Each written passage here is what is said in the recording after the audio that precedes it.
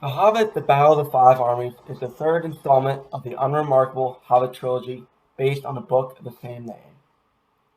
The first installment was an unexpected journey followed by the desolation of Smaug and is now concluding with Battle of the Five Armies. The Hobbit The Battle of the Five Armies is one of the most divisive movies I have ever watched.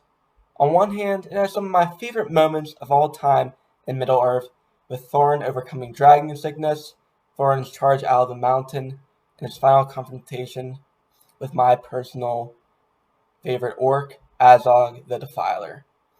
But this movie frustrates me in so many ways, from its incompetent structure to its problematic priorities regarding the overall conclusion to the story. The structure of the plot leaves a lot to be desired, as the film picks up directly with Smaug's attack on Lake Town. But as a viewer, I never felt the action build up, since the rising action for this attack was left at the end of the desolation of Smaug, instead of being left for the third film.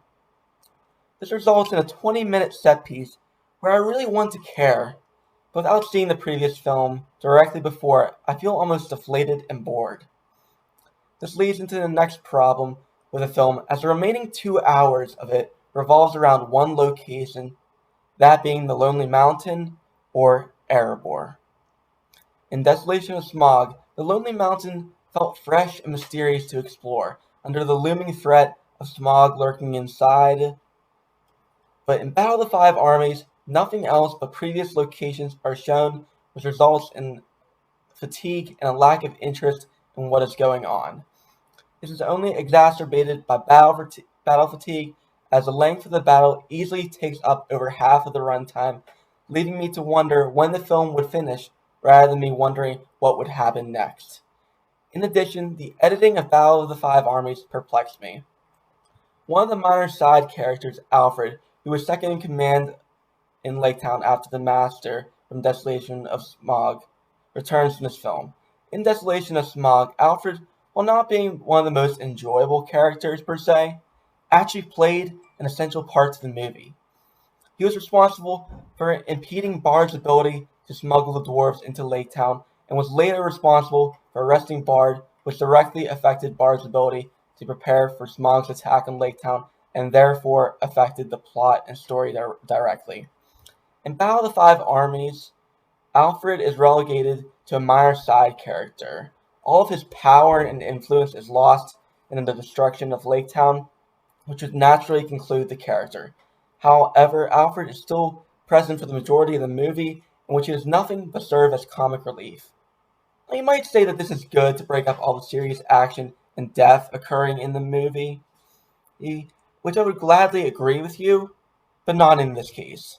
It comes at the expense of other scenes and characters that are far more relevant to the story and the overall plot. To understand what I mean, we have to understand the basic premise of the story. The whole story of the Hobbit trilogy is a hobbit assisting a company of 13 dwarves led by Thorin Oakenshield to reclaim their homeland. Now, it gets a lot more complicated than that, but that is the simplest way of putting it.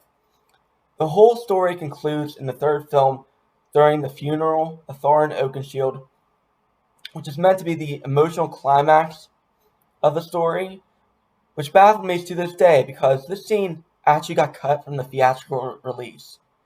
The most important payoff scene from this movie got cut in favor of comic relief from a minor and unessential character of Alfred. Great. No. Whoever made that decision should have been fired. The best way I can describe the Battle of the Five Armies is that it is a movie made about a paragraph.